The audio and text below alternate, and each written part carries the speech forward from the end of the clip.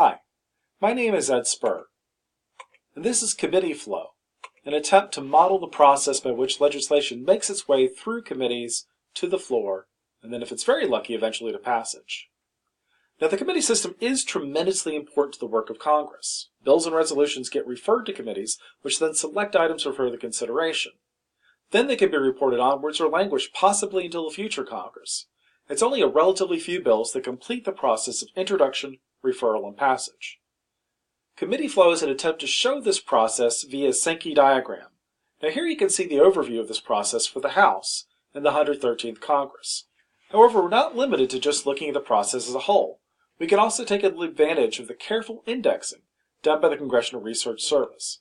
Now, bills can be broadly indexed by policy areas, which you can see here tend to have many bills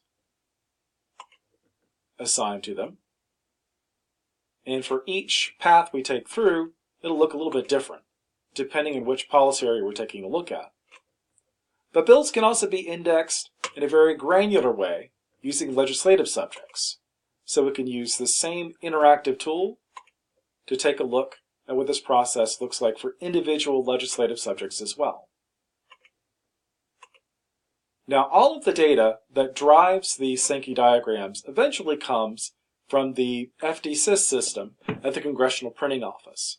And the scripts that actually manipulate this data and generate the data files behind these Sankey diagrams are included as part of this submission.